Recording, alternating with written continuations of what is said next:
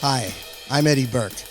I've been the bartender at the Hollywood Improv for 40 years, and this is my podcast, Eddie's Bar at the Improv. All right, guys, this is Eddie Burke.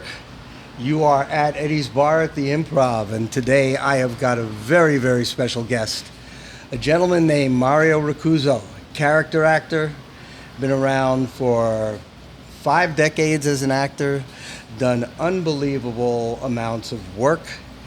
He's been a regular customer here during our heyday in the 80s and the 90s. Mario, say hi. Hello, Eddie. It's good to be here with you. Oh, it's very good. It's real. I'm really very proud that you and honored that you agreed to do this, because this is like, you are the epitome of the history of the improv. I mean, you were here basically when everything happened, when all of these celebrities used to hang out, yourself included.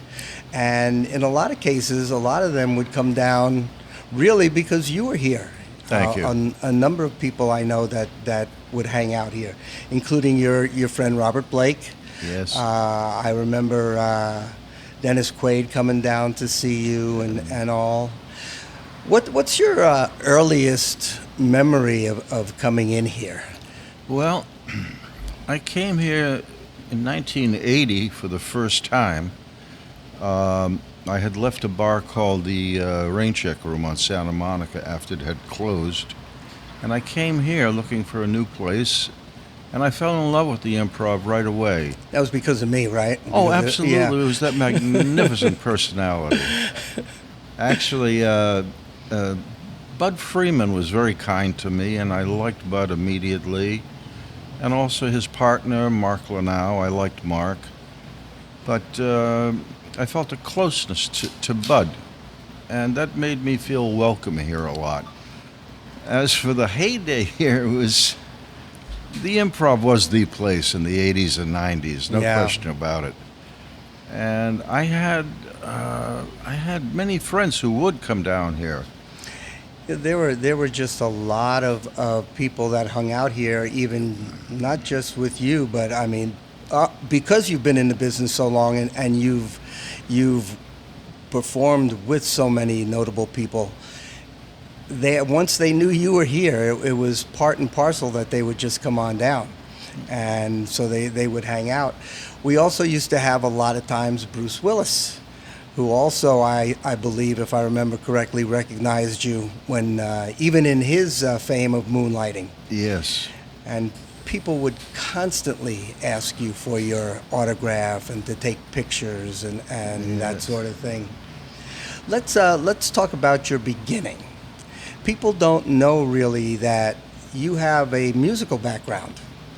And Yes. I am really excited to talk about that for a few minutes, because you used to work at a place called, I think it was Wallach's Music City? That's correct, yes, Sunset and Vine. Mm-hmm. And maybe you can take it from there as to how you maybe met Eddie Cochran and so on?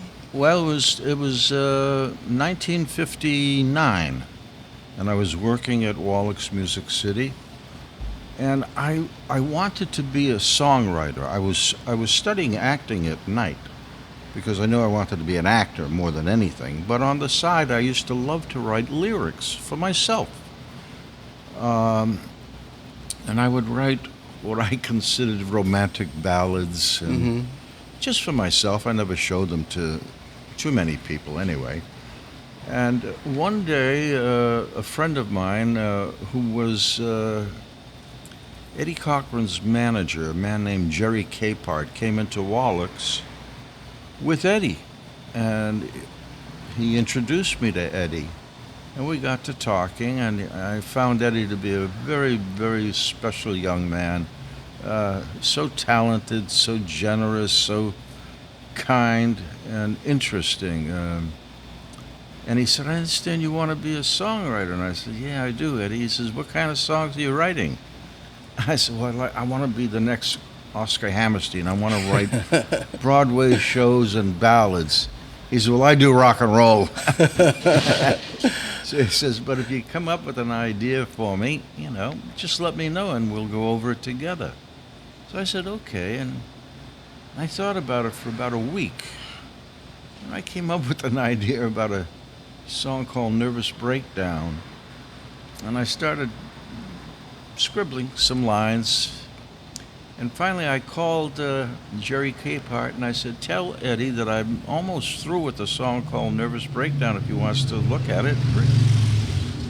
So we went over to a friend of mine, Corey Allen, who was my acting coach and my mentor and who got me started in the acting world. We went over to his apartment because Jerry Capehart was friends with Corey Allen. And Eddie and I sat down on the floor of Corey's apartment, and Eddie had this big old guitar with him, and I showed him my lyric, and he started strumming. He says, how should it go? And I started singing it to him, how I felt it should go. Oh, that probably killed it right there. You started singing? I'm tone deaf, to tell you the truth. I really am. But anyway, Eddie liked it a lot, and he says, let me add one line here. And I said, okay. And he added a line. I changed a word on it. A week later, I was working at Wallach's Music City, and I got a call, and it was Eddie. And he said, what are you doing on your lunch hour? And I said, well, nothing. And he says, well, come on down to Gold Star Recording Studios on Santa Monica and Vine, where all the top groups recorded all their big songs, everybody. So I went, and there was Eddie with his band, and he was recording Nervous Breakdown. And it was a thrill, an absolute thrill. Oh, I'll bet. I mean, because, to this day, that song is played. Yes, it's been recorded by a lot of different groups, including Bobby Fuller IV, who sang I Fought the Law and the Law Won. Mm-hmm. Bobby had it out on 2 of his albums. Brian Setzer had it out on his first solo album. Okay. So it's been recorded by quite a few people. Great. And that's not your only musical story. You, I believe, also had some involvement with Sonny and Cher at the very beginning. Yeah, it was right around the time of the Beatles. They were just coming to America for their first trip here, and they were the hot new thing. I remember because of that time, and that's when Sonny, who I knew slightly from Music City, he used to come in all the time, and he said, Cher and I are going to record our very first album together. They were known as Caesar and Cleopatra up until then. Okay. But now they were going to be called Sonny and Cher, their real names. He said, if you got an idea for a song for us, why don't you write something? Maybe if I like it, I'll record it. I said, okay, fine. So a few weeks went by, and I thought, what could I write about Sonny and Cher? And then I realized the clothes they wore, the fur vests, the long hair, and how people stopped and stared like we're not all there. So I wrote a song called Look at Us. And a few weeks later, I gave it to Sonny. He says, I love your lyric, but we've already recorded the tracks to the album.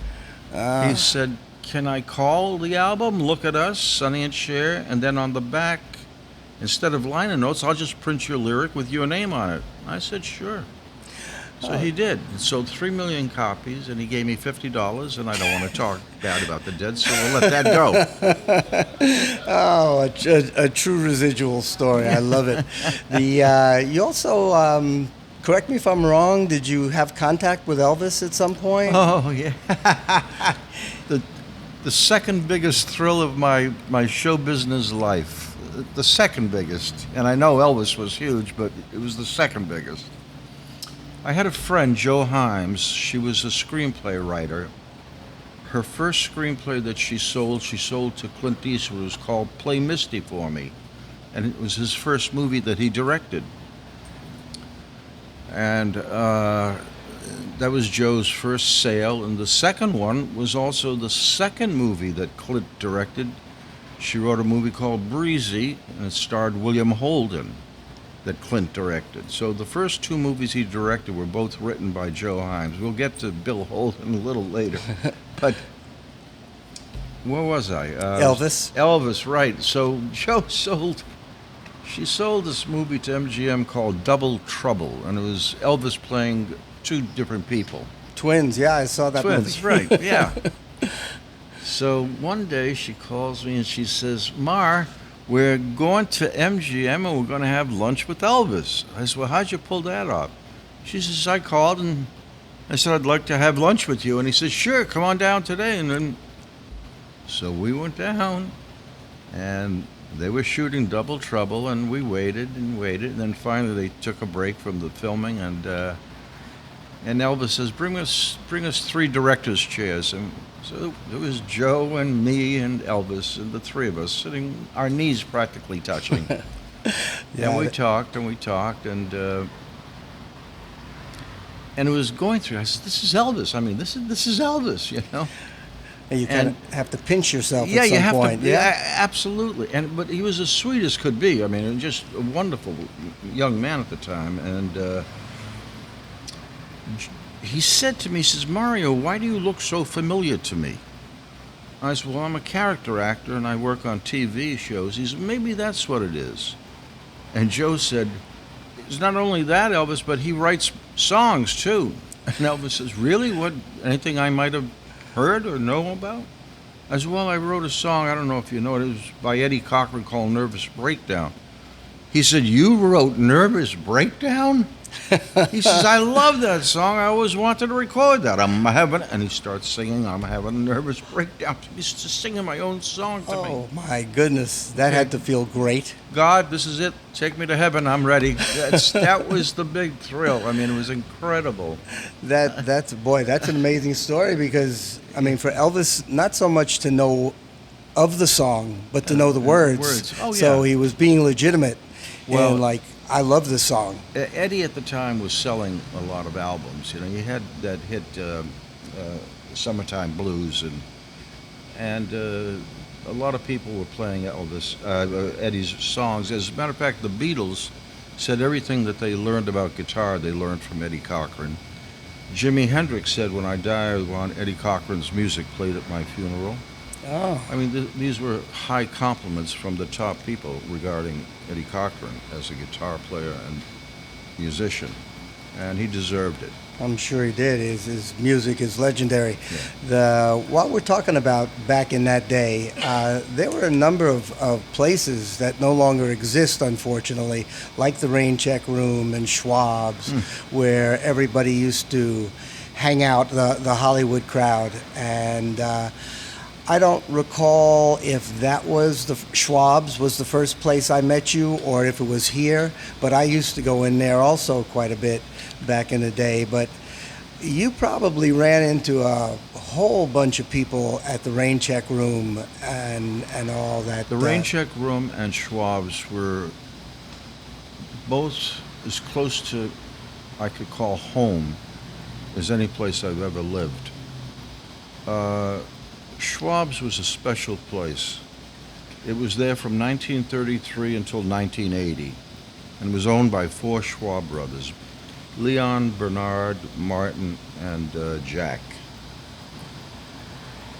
It was a huge pharmacy, but it also had a food counter, and then a couple of years later, in I'd say 1960 or 61, they opened up a dining room there also. And it was a place where everybody in show business congregated. Everybody. You went there for breakfast, lunch, dinner. My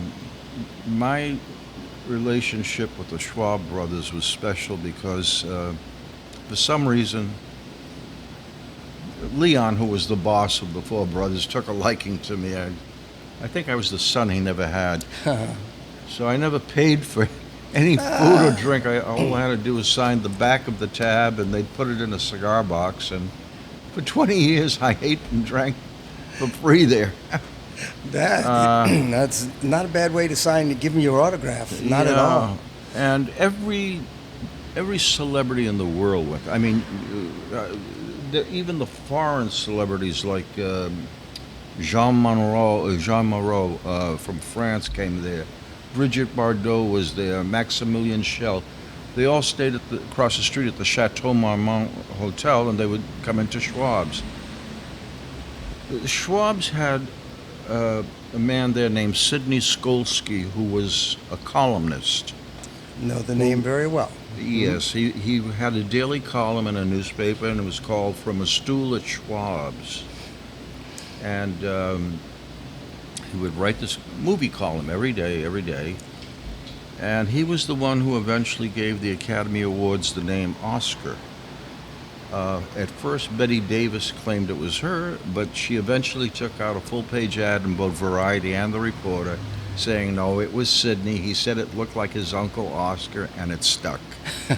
So we finally gave Sidney the credit he deserved. He also mentored Marilyn Monroe.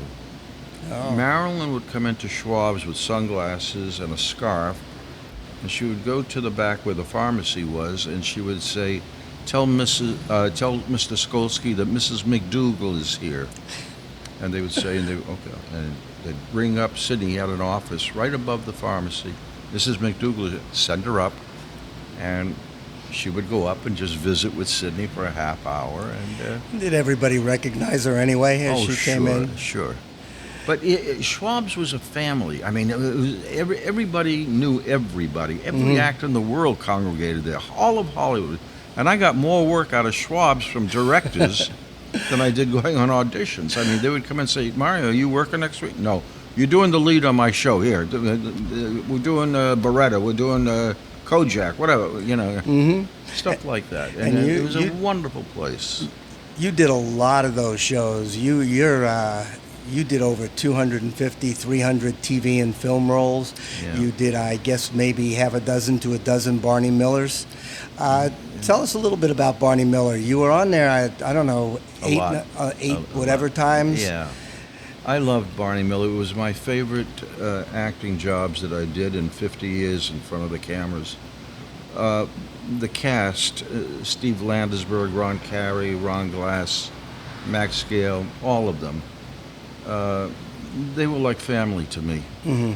And they used to argue which one I would have lunch with. No, he says he's having lunch with me today. No, he said to me. But I loved them all, and especially little Ron Carey, whose line every week was, mail call! Ronnie said to me one day on the set, "Do you take any tranquilizers?" And I said, "Yeah, I sometimes take a quarter of a milligram of Xanax. A quarter of a milligram. That lasts me for a few days. That's all I need." He says, "Yeah, my prescription used to read the same thing, a quarter of a milligram. Now it says, take handful as needed." That was Ronnie, funny man. Oh, Steve Landesberg, for quite a while, was doing stand-up. Yes, he here. was. And I guess up until the time he passed away. Yes. And I don't know if that was his first love or just something he tried. No, he loved doing stand-up. And as a matter of fact, I was very happy that towards the very end of his life, he came here at the Improv. Mm-hmm. And we hung out together after being apart for so many years from when the show closed to seeing him again. Right. And it was he was just a wonderful man, very funny, dry, droll sense of humor. This is kind of an aside, and I'm going to ask this question because back in the day, in the 80s and the 90s, we had bar crowds of people that never stepped foot in that showroom. Did you go to any or a lot or number of shows? Here at the Improv, Yeah. Mm-hmm. I saw most of them. I saw them when they started out. I saw Bill Maher when he first started out. I saw Drew Carey when he was on the sidewalk hoping to get 5 minutes, if Bud would let him do 5 minutes. And I saw a lot of them. I must admit, though, that when he first started out, Bill Maher was very funny. Very, very funny. Until he got a little political and went a little bit in a different Very direction. political. Very political. But he was a very funny comic at that time. I saw so many of them. And John Mendoza, who I love dearly. Kindest man who ever walked this earth, John Mendoza, and the funniest also. John would be here and he'd go on. I'd always watch his work. I came here for a few roasts. I saw one filthy roast with Roseanne Barr and Milton and all the top comics in the world here using language that would make a sailor blush. Milton Berle, without a doubt. How Uh, did you know Milton Berle? I knew Milton very, very well, and I loved Milton. He was a big part of my life, very big. And to this day, I miss Milton every day, every day. What was your connection? Well, it started off in the 70s when we were doing he was doing the Hollywood Palace show. Mm-hmm. And it was a 1-hour sketch review show with different guest stars, Jonathan Winters, Dean Martin, Jimmy Durante, you name it. They would all come on once a week. He'd do and he liked me, and he said, "Come here, get up here on the stage." And he would say, "Try this out with me, and just do this and do." And next thing I know, I was doing Hollywood Palace shows with him. I was doing sketches, and I did over 20 shows in 2 years with Milton. And he liked me a lot. And you, because of you, Eddie Burke, was the last time I spoke to Milton. I was sitting right here at the bar, you attending bar, and the show was letting out. And Milton came out with his wife, and he was very old at that time. And you said to me, "Mario, there's Milton. Why don't you go and say hello?" And I said, "No, I'll leave him alone. He's tired. I could see he's walking." You said, "Mario, go and say hello to him. It's your job to do that." Right. And I went up to him right there, the door, and I said, "Milton." And he turned around and said, "Mario." And he gave me a hug. And he was almost crying. And I was so glad that you made me go and say hello to him. Oh, I'm gonna on that story. We need a drink. I need a drink. I have my own Milton story that I'm gonna tell you about in a second. But you and I, after like 40, 45 years that It's I've time we had a drink together. Right, I have served you forever. Yes. But at the same time, we have never had a drink together, and we're gonna have a drink together right now. Oh, that's fine with me. Little Italian penicillin for me, medic. Thank you. It's called Italian insulin. This will be it for you. I'm not going to kill you Okay. because great. I'm not going to kill me. Oh, this is wonderful. Wonderful. Yeah, so, Wonderful. little water for you, buddy. Haven't even talked about William Holden yet. Let me give you a little stir. Great. Wonderful. To you, Mario. Salute to you, Eddie. Salute. Stay Thank well, you my very good much friend. for doing this. My pleasure. Thank you. I'm enjoying this. I am. My story about Milton is Milton Berle once asked my mother for a date. My mother was an entertainer in what do you call it, in nightclubs. My father was an entertainer in nightclubs. Back, I remember the name of the one of the clubs was called the Rainbow Inn, and Milton came in one day. This is a story my mother told me, and asked her. They were talking, and then asked her on a date. Unfortunately for me, she was dating my father at the time. So she said, "No, thank you, but no thank you." I could have been Milton's son. Unbelievable. Things might have turned out a little differently. Not that I'm complaining, but it's great. my own little connection with him. Let's go back to your acting.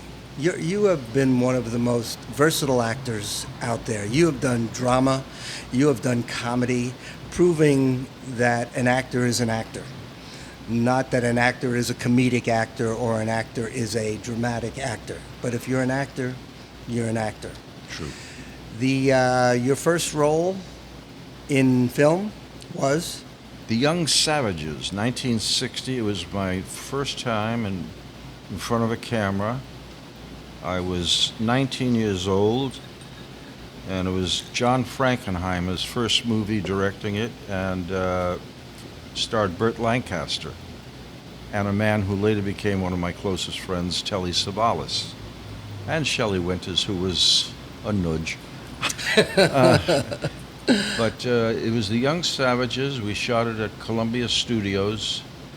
The funny story is this, that I was working at Wallach's Music City. This was 1960.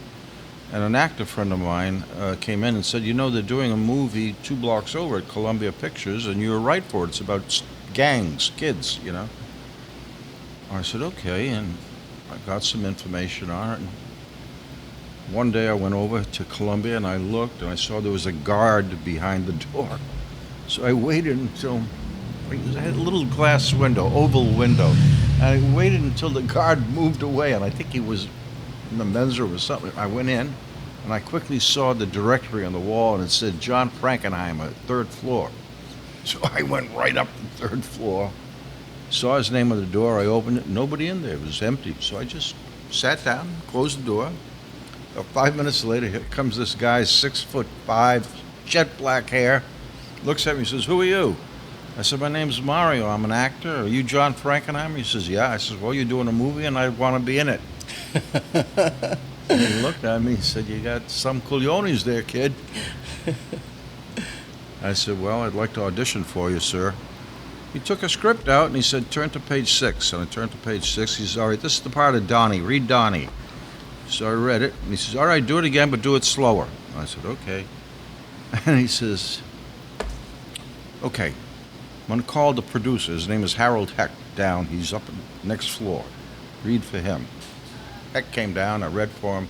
Heck said, no, he's not right for it. No, sorry, kid, go away.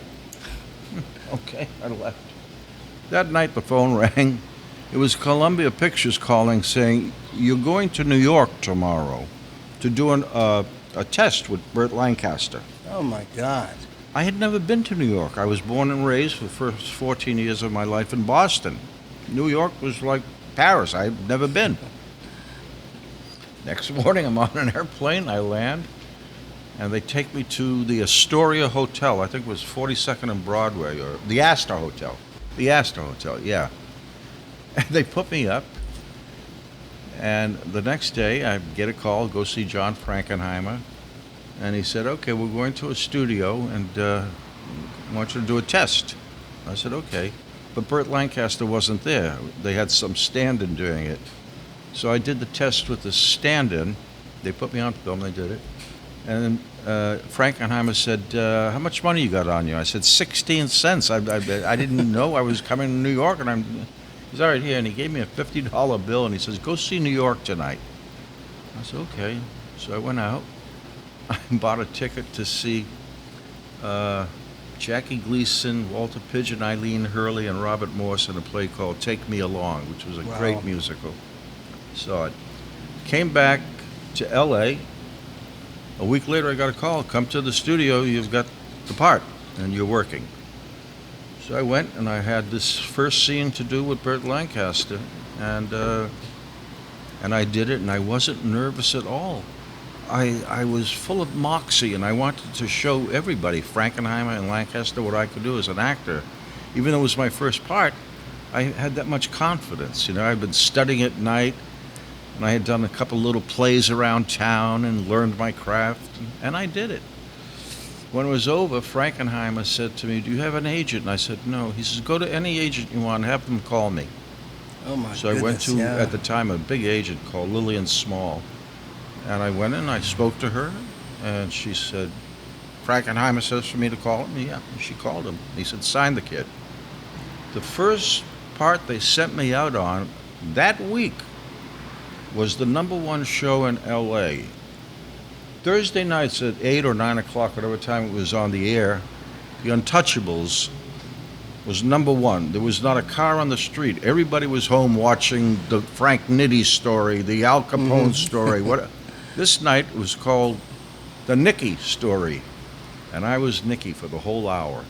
Oh, my That goodness. was 1960, and that's how I got started in showbiz. What a way to start. I mean, the Young Savages with Frankenheimer, but then the Untouchables, the #1 show, and that just The next springboarded day, you. I walked across the street, cars were tooting, hey, Nicky, hey, Nick. And I said, this is what it's like to be a celebrity? I don't know.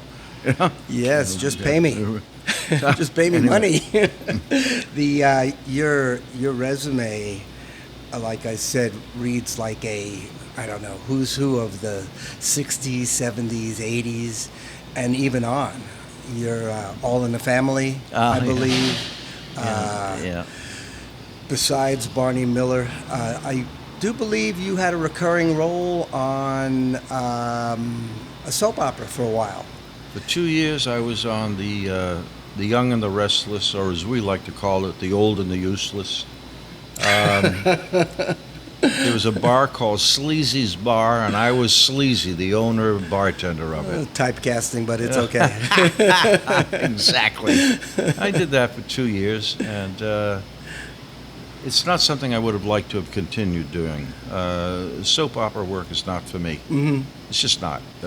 It's too much like an automated machine. Yeah. There's no chance to grow or spread your wings. But it's still a credit that somebody's appreciative of your work, be it the producers, the directors, or whomever. It's a matter of them, to me, going like, this is the guy we want for that, not just let's throw anybody in there. Correct. They didn't, because they could have thrown me in there, and that would be throwing anybody in there. And it's like, but they had you in there for a reason, and that's because you could do the job and do it very well.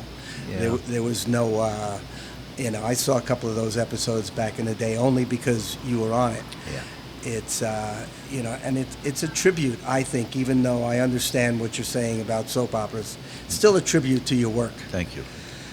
The time that you spent hanging out at the Improv, you mentioned earlier about, Marilyn walking into Schwab's with sunglasses on Right. and the hat. Reminds me of like when Wilt Chamberlain came in here. Wilt came in here one day, and I don't know if you recall, but we used to have a ticket booth over there. And the Big Jim. Yeah, that's right. He was the door guy. The Chamberlain, being 7'3" or whatever he was, tried to like sneak in. And now, if you're 7'3" and as big as he was, and you're trying to sneak in, that's almost like an invitation to like, here I am.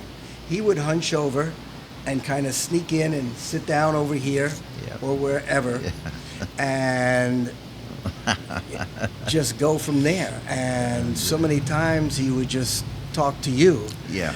It's He used to put his hand, he had a huge hand, he would put it over it would cover my whole head, and he would say to you, give Mario a diet scotch. And he loved playing the jukebox. We used to have the best jukebox in town here, certainly did. with all of the old Phil Spector songs by the Ronettes Mhm. and the great rock and roll groups.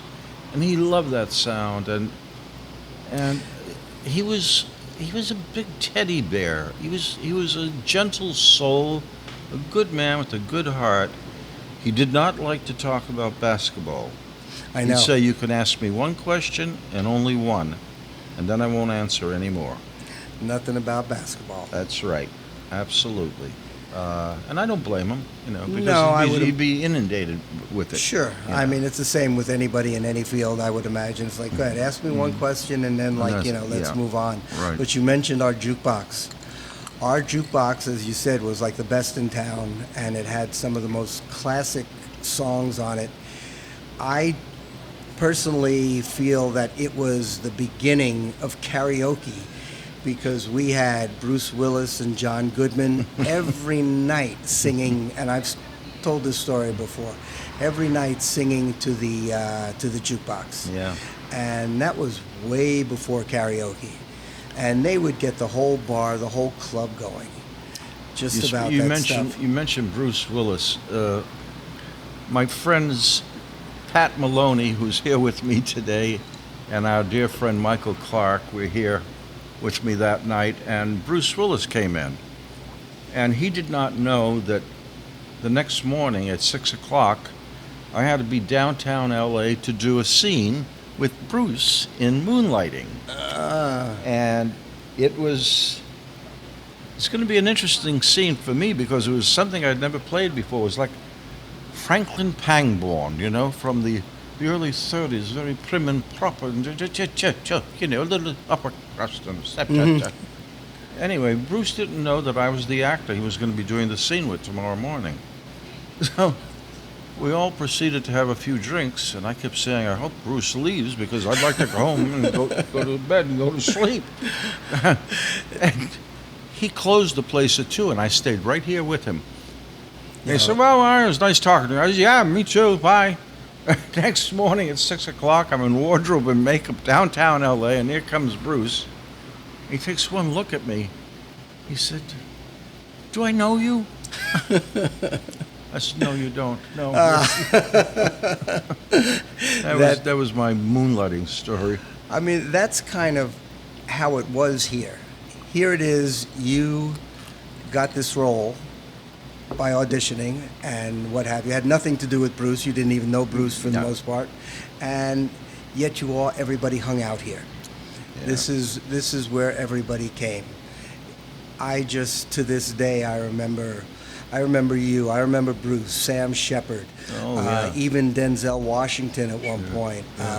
John Goodman. Yes. Dennis Quaid. Dennis came in here one night. You were attending bar, as a matter of fact, because I remember. And Dennis was a friend of mine from the rain check room days. And I met Dennis and his brother Randy when they first came here from Texas in the 60s. And they came to the rain check room. Well, Dennis had a musical rock and roll band, if you want to call it rock and roll. It was hard metal as far as I was concerned. So he said, Mario, come on with me in my car. It's right outside. I want to drive you around the block. I just came from Glendale, and I recorded a song with my band. I want you to hear it. And he had the CD. I said, okay. So we drove around the block a few times while I listened to this song called Last Tango in Burbank. And I loved Dennis, but it was a nightmare. It was screeching sounds. It was just a nightmare. Well, he's not the only one that had bands. I mean, Bruce did too. Yeah. Willis. Oh, yeah, I know. You know, these guys, I remember, what's his name? Eddie and, this band, they played their song on Michael J. Fox's show. And they actually I think they performed it here once, but so many entertainers, so many actors, actresses are also like musically, kind of like closet wannabes. Sure. And a lot of them are talented enough to not just be wannabes, but to be, excellent musicians and singers. You told us a little bit about your beginning. But your background really is a little bit more complex than that, in the sense that both of your parents were performers. They were performers on the Italian stage in Boston. There was an Italian troupe made up of Italian actors and actresses. All of them were from Italy that had moved to Boston. And they toured up and down the East Coast, doing plays, performances. And sometimes I would go with them, and sometimes I'd have to stay home with a babysitter or whatever. But I remember watching my mother and father acting on the stage, and I think that's where the bug probably bit me, at an early age. Yeah, I would imagine it's got a lot to do with it. Yeah. I assume that they enjoyed and loved what they did, and when you see how committed your parents are to something, and you have your own inclination into that, it's got to be like, wow, this might be something for me. In your what are some of the highlights? What do you have a favorite role?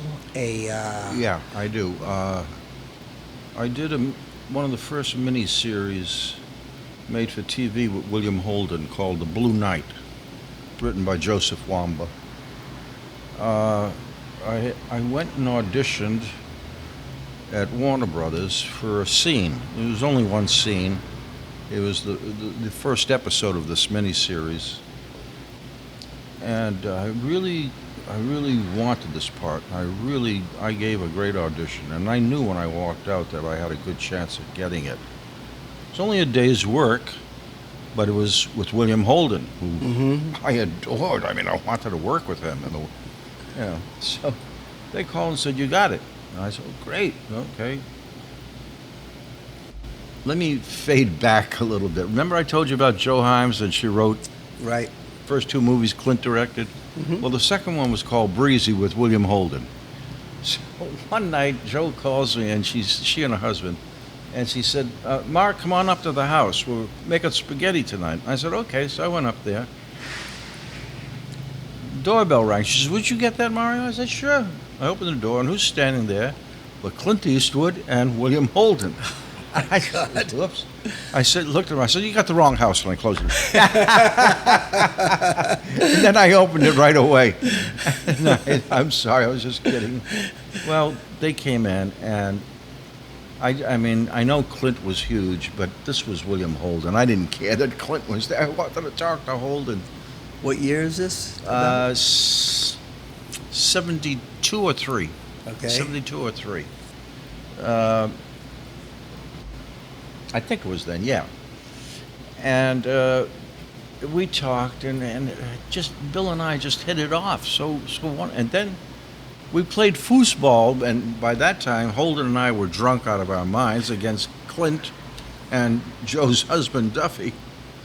So we were, and I was yelling at Holden, "Come on, Bill, you gotta do better than that." And it was like I had known him my whole life. Well, now let's fast forward again.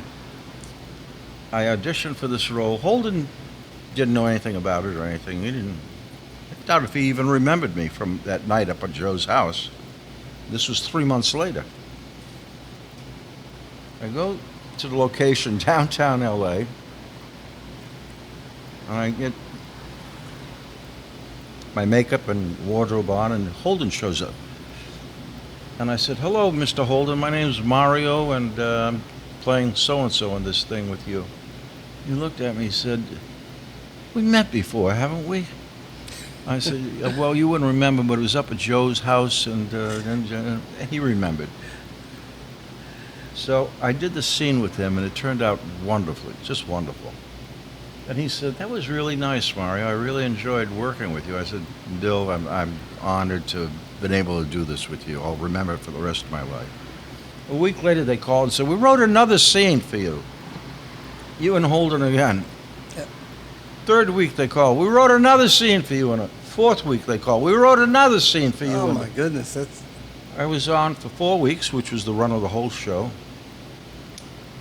They put my name up for a ballot for a supporting Emmy, but didn't make it.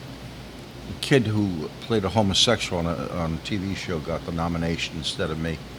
But Bill and I became friends during the shooting, and we would get together.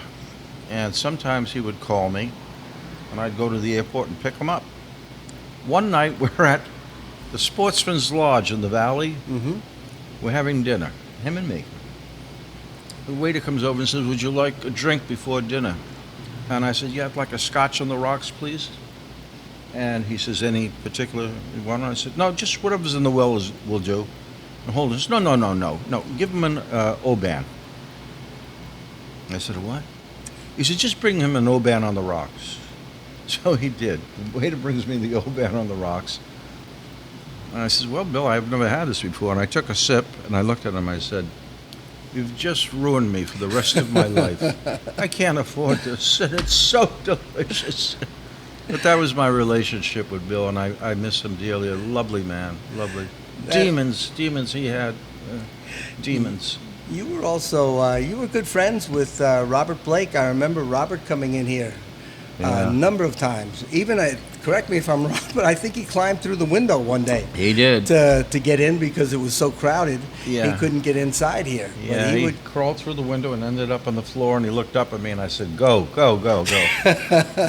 He also Bud Friedman used to have a couple of cardboard cutouts of I think James Cagney or some old-time gangsters, which Robert absconded with. with one of them because Yeah. all of a sudden it was gone, and somebody said that, oh, Robert Blake took it. I He took also it home. believe Robert took Truman Capote's ashes, but I do believe it. Really? He stole them from Johnny Carson's ex-wife, Joanna. She had Truman's ashes at her house, but What I would he can't do prove with that? it. Well, Just whatever. when, Yeah. when Truman when they were shooting in cold blood in Kansas, Truman would be there on the set every day, and he'd say to Robert, "I'm going to get you one day, Robert. I'm going to get you." And Robert's revenge. Robert, I was the only one allowed to visit him for 11 months. He had a half-hour visiting time on Thursday mornings from 10 to 10:30, and he had a half-hour visiting time on Saturday from 10 to 10:30. He didn't want anybody there but me. Nobody for 11 months that he was in jail.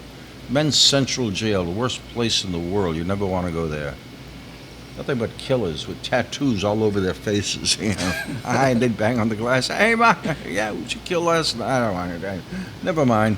Anyway, Robert and I would talk through the glass, telephone, and you know, and You a and friend? then when he was let out, awaiting, he got bail for $1.5 million. First capital murder case where the defendant was let out on bail in California history. My friend Tom Mesereau defended him and did it, got him out. He went and stayed at Casey Kasem's mother's house up past Trancas Beach, past, way up the coast, past Pepperdine College, way up the coast. And he had an ankle bracelet, so he couldn't go outside the house. It was right on the water, overlooking the water. The deck went out over the water. So I did the cooking for us, and I went shopping. I bought groceries. I did everything. I stayed with him. The night that he was released from jail, I faced 12 or 20 microphones in front of my face: ABC, NBC, CBS, PBS, BBC. I mean, they're all asking, "Mario, how's Robert doing? What is he doing now?" I mean, so it was a hectic time. I wish Robert well, but To say the least. Yeah. You're how did you first meet Robert? I mean, you guys were friends way back. 40 years. 40 years. I had dinner with him every single, well, not every, but 5 nights a week for 20 years. 5 nights a week for 20 years. A lot of it was across the street at the old Mustache Cafe there. Mm-hmm. Mateo's in Beverly Hills and all the different places. We met in 1959. He was doing a play called The Connection about dope addicts, and I met him that night. But I didn't see Robert for a few years after that. And then one day I was at Universal going up to the wardrobe steps, and he was coming down, and we started talking. And next thing I know, he was coming over to my apartment, and he'd sometimes sleep on the floor. Just The writing was on the wall.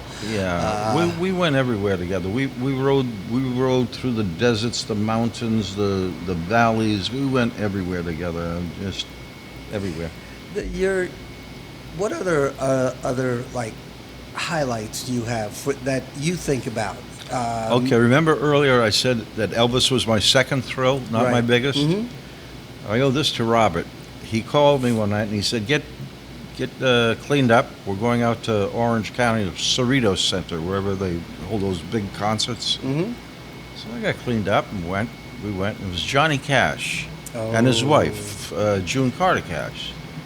It holds 3,000. It was packed, but we had the best seats in the house. Halfway through the musical set, Johnny Cash says, "Ladies and gentlemen, before I do my next song, I'd like you all to give a hand to one of my dear friends over there. You all know and love him, Robert Blake." And as he got up to take his bow, he held his hand up because he knew I was going to get up. When Johnny said, "One of my dearest friends," I was going to. So Robert knew I would do something like that. So Robert got up and he took a bow. At the end of the show, Robert says, "Come on, we're invited to dinner." We went backstage, and there was this little dressing room, 2x4, with a card table that seats 4 people, but your knees are touching. Everybody's knees are touching. It's so tiny and small, but it's Johnny, June Carter Cash, Robert, and me. And I'm sitting here saying, "Could you pass the grits?" And this is the Man in Black. I'm having dinner with the Man in Black, Johnny Cash. Biggest thrill of my life. Biggest thrill. Hello, Mario. My name is Johnny. Hello, Johnny. My name is Mario, and it's such a pleasure to be here with you. It was the best night. I mean, I just incredible. The people that you have known are just. I mean, the names are ridiculous between him, Johnny Cash, and Elvis, and Robert when he was up there. Just everybody, and your work is a tribute to that, I think. Thank you. I mean, you actually tried to help me occasionally when I had auditions. I unfortunately am not the easiest person to deal with when somebody's telling me what to do, but you're even as a teacher, because I know you've helped other people too, and your empathy, your compassion for other actors is unbelievable. Thank you. Thank you.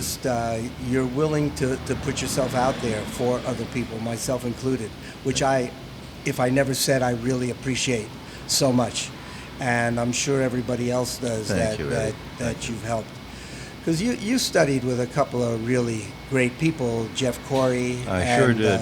Corey Allen. Yeah, I did. I mean, Jeff Corey is, besides being a great teacher, was in so many different movies himself. He was one of the best actors this business ever had until he was blackballed by the Hollywood 10 committee. Wonderful actor he was until then. Tragic. So many lives ruined with that Joe McCarthy, and Jeff was one of the best actors. One of the best. Yeah, they did ruin a lot of people back then, just simply by opening their mouths and mentioning their names, and people that were in the business were scared to deal with them after that. Yeah. Whether they felt they were blackballed or not, they were. But unfortunately, that's an unfortunate part of the past. But your history too. You mentioned that with Johnny Cash. Is there a role that you're the most proud of besides the one with William Holden, that you feel like, wow, yes, this was me. I love this.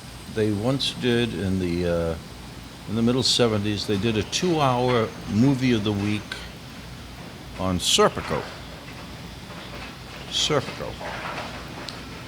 And David, I forget his last name, he played Serpico, and I played his brother.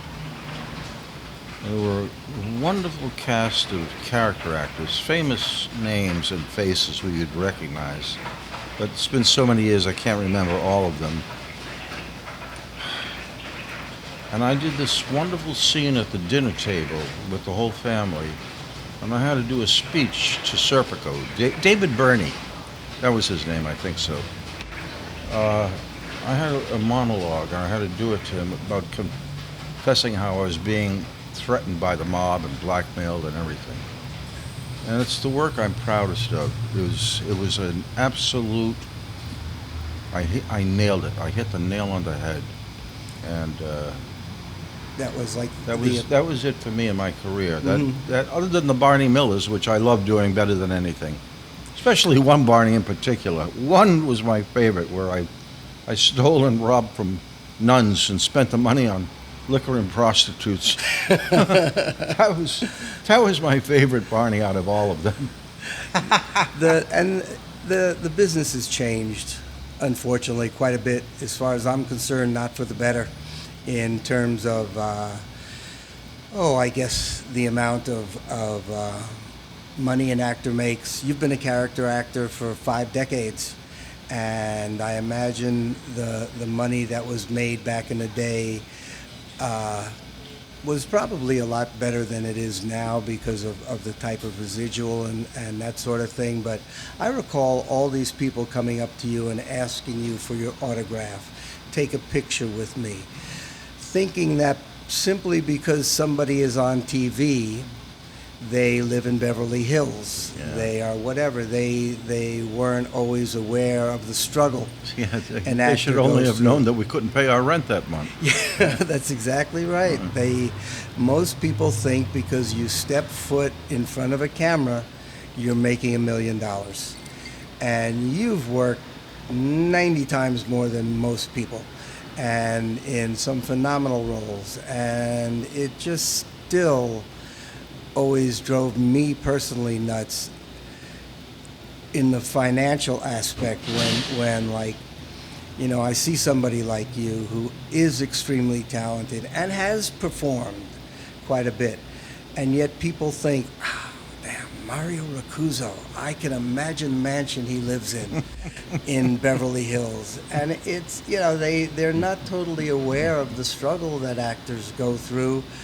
You know, you've lived in the same apartment for what? For 40 years? 45 years. 45 years. Yeah. And it's like, how many people have done that other than me standing back here Yeah. for 40 years? But it's people don't realize that, you know, they kind of expect, okay, I'm going to go take a picture with Mario. Mario's going to buy me drinks and dinner, or anybody. You know, I'm using Sure. you because you're sitting here, but it's the business is just different. I mean, if you were starting out today, do you think you would start out today?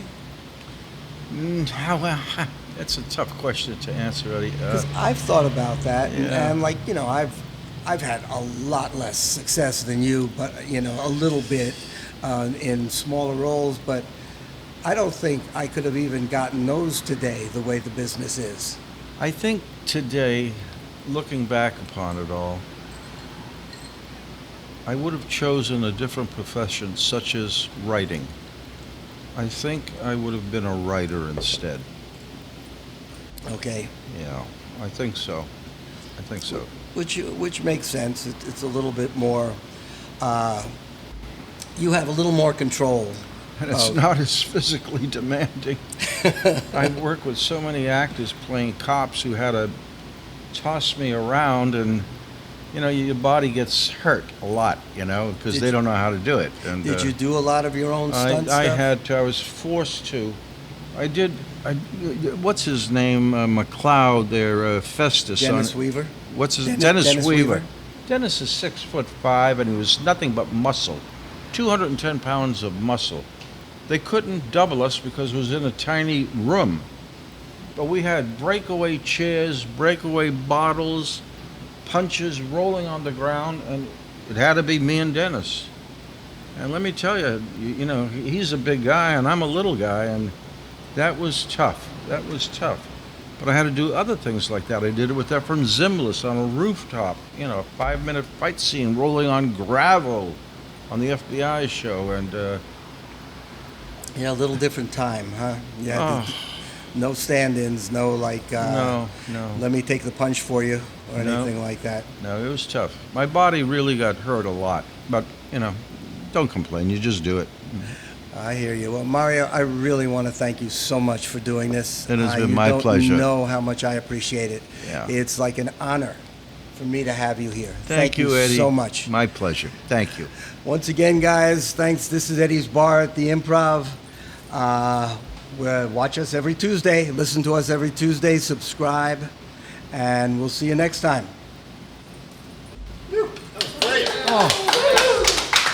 Amazing. I want Wow. your memory.